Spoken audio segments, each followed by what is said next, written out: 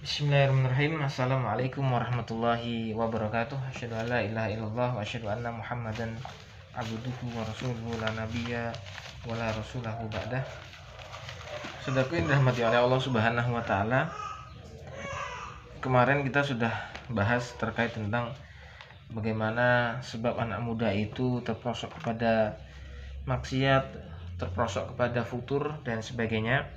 Maka kali ini ya kurang lebih sama juga, untuk bagaimana kita sama-sama ya memperbaiki, sama-sama memberikan edukasi kepada para pemuda untuk senantiasa menjadi orang-orang yang soleh.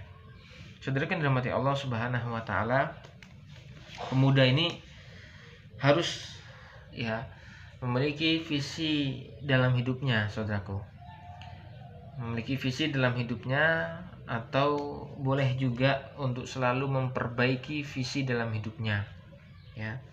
Kalau pemuda visi dalam hidupnya itu hanya untuk foya-foya, hanya untuk kesenangan semata, maksiat yang luar biasa, maka itu sangatlah rugi dan sangat rugi sekali.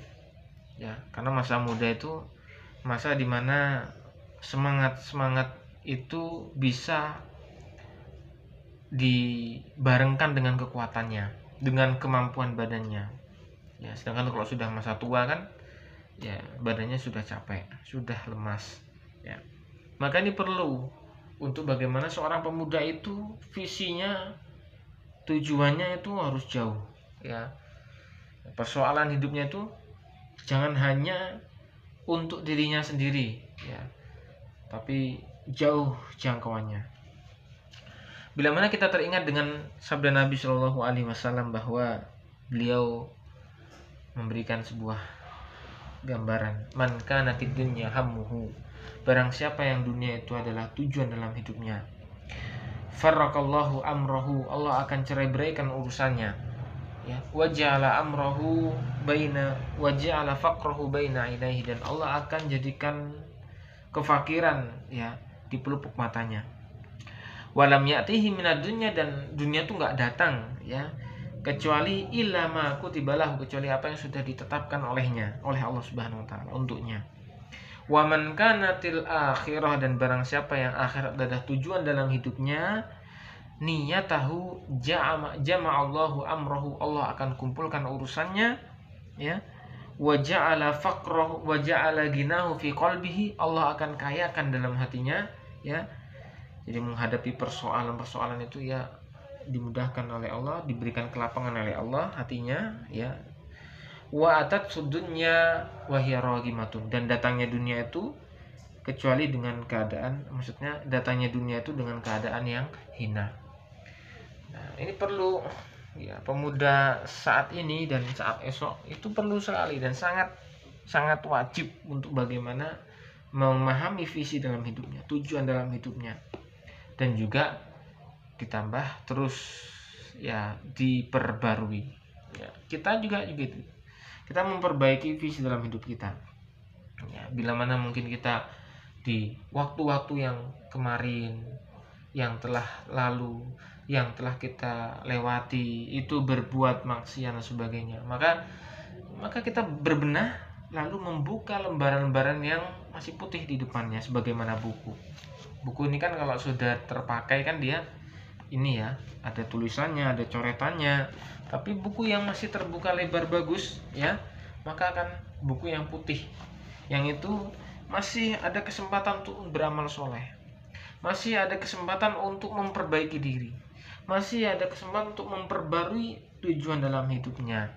Karena ada seorang ulama yang mana ulama ini sampai disadarkan oleh Allah Subhanahu wa taala lewat mimpi, ya. Ketika anaknya sudah wafat lebih dahulu, lalu ia bermimpi bahwa ia bertemu dengan anaknya dan minta tolong sama anaknya karena di mimpi itu dia dikejar-kejar oleh ular, ya. Lalu ketika ia sudah tenang, ya, sudah bisa lari atau bisa teratasi ular yang mengejarnya dalam mimpinya, ya, maka anak itu pun memberikan ya wejangan kepada ayahnya ketika ayahnya bertanya, ya, ular itu ternyata apa? bentuk dari maksiat yang ia perbuat. Rasa kedurhakaan, rasa bangkangnya kepada Allah, ya.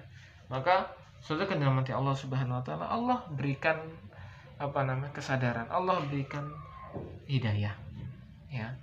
Maka saudara kenal mati Allah Subhanahu wa taala, ini perlu kita garis bawahi sangat besar, ya. Terlebih kita mungkin sudah paham bahwa tujuan dalam hidup kita, maka ketika sudah paham tujuan dalam hidup kita, yang selanjutnya adalah kita terus memperbarui dan terus mengupayakan agar senantiasa dalam ketaatan. Nah, itu saudaraku yang dirahmati Allah. Makanya kehidupan itu akan berbeda. Orang yang selalu memperbarui tujuan hidupnya itu akan berbeda. Hari-hari yang ia lalui ke depannya, apa yang ia rencanakan itu akan berbeda dengan orang yang hanya, ya istilahnya, ya itu sudahlah, ya kerja, setelah itu makannya makan, minumnya minum, ya.